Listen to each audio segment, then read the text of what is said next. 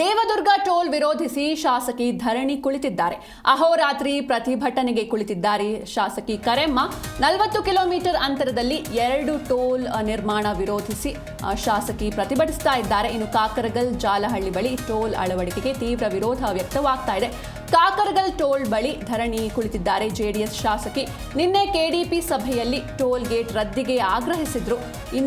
ಇಂದು ಅಹೋರಾತ್ರಿ ಪ್ರತಿಭಟನೆಗೆ ಕುಳಿತಿದ್ದಾರೆ ಶಾಸಕಿ ಕರೆಮ್ಮ. 40 ಕಿಲೋಮೀಟರ್ ಅಂತರದಲ್ಲಿ 2 ಟೋಲ್ ನಿರ್ಮಾಣ ವಿರೋಧಿಸಿ ಶಾಸಕಿ ಪ್ರತಿಭಟಿಸ್ತಾ ಇದ್ದಾರೆ. ಕಾಕರಗಲ್ ಜಾಲಹಳ್ಳಿ ಬಳಿ ಟೋಲ್ ಅಳವಡಿಕೆಗೆ ತೀವ್ರ ವಿರೋಧ ವ್ಯಕ್ತವಾಗ್ತಾ ಇದೆ. ಹೀಗಾಗಿ ಕಾಕರಗಲ್ ಟೋಲ್ ಬಳಿ ಧರಣಿ ಕುಳಿತಿದ್ದಾರೆ ಜೆಡಿಎಸ್ ಶಾಸಕಿ. ನಿನ್ನೆ ಕೆಡಿಪಿ ಸಭೆಯಲ್ಲಿ ಟೋಲ್ ಗೇಟ್ ರದ್ದಿಗೆ ಆಗ್ರಹಿಸಿದ್ರು. ಟೋಲ್ ಗೇಟ್ ಬಳಿ ಅಹೋರಾತ್ರಿ ಧರಣಿಗೆ ಕುಳಿತಿದ್ದಾರೆ ಶಾಸಕಿ. ಅವೈಜ್ಞಾನಿಕ ಟೋಲ್ ಗೇಟ್ ವಿರುದ್ಧ ದೇವದುರ್ಗ ಶಾಸಕಿ ಅಸಮಾಧಾನವನ್ನ ಹೊರಹಾಕಿದ್ದಾರೆ. ಇನ್ನು 40 ಕಿಲೋಮೀಟರ್ ಅಂತರದೊಳಗೆ 2 ಟೋಲ್ ಗೇಟ್ ಅಳವಡಿಕೆಗೆ ತೀವ್ರ ಆಕ್ರೋಶ ವ್ಯಕ್ತವಾಗ್ತಾ ಇದೆ.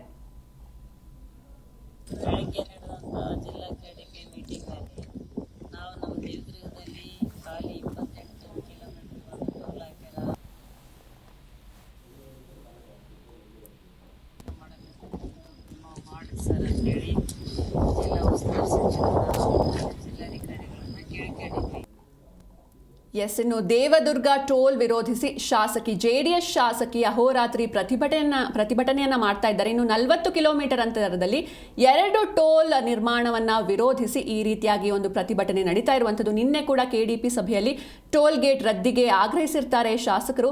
ಇನ್ನು ಇಲ್ಲಿ ತಾತ್ಕಾಲಿಕವಾಗಿ ಸ್ಥಗಿತಗೊಳಿಸೋದಾಗಿ ಭರವಸೆಯನ್ನ ನೀಡಿರ್ತಾರೆ ಸಚಿವ ಶರಣಪ್ರಕಾಶ್ ಪಾಟೀಲ್. ಆದ್ರೆ ಟೋಲ್ ಗೇಟ್ ಚಾಲನೆಯಲ್ಲಿರೋದ್ರಿಂದ ರೊಚ್ಚಿಗೆದ್ದಿದ್ದಾರೆ ಶಾಸಕಿ.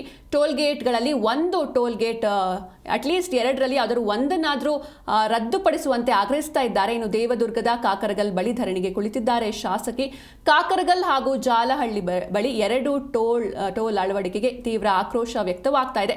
ಈ ಕೂಡಲೇ ಯಾವ್ದಾದ್ರು ಒಂದು ಟೋಲ್ ಗೇಟ್ ಅನ್ನ ರದ್ದುಪಡಿಸುವಂತೆ ಆಗ್ರಹಿಸಿ ಈಗ ಜೆಡಿಎಸ್ ಶಾಸಕಿ ಧರಣಿಗೆ ಕುಳಿತಿರುವಂಥದ್ದು. ಇನ್ನು ಕೆಡಿಪಿ ಸಭೆಯಲ್ಲಿ ಈ ಕುರಿತಾಗಿ ಚರ್ಚೆಯನ್ನ ಮಾಡಲಾಗುತ್ತೆ. ಇನ್ನು ಅಲ್ಲಿ ಒಂದು ತಾತ್ಕಾಲಿಕವಾಗಿ ಸ್ಥಗಿತಗೊಳಿಸೋದಾಗಿ ಭರವಸೆಯನ್ನ ಕೂಡ ನೀಡಿರ್ತಾರೆ ಸಚಿವ ಶರಣಪ್ರಕಾಶ್ ಪಾಟೀಲ್.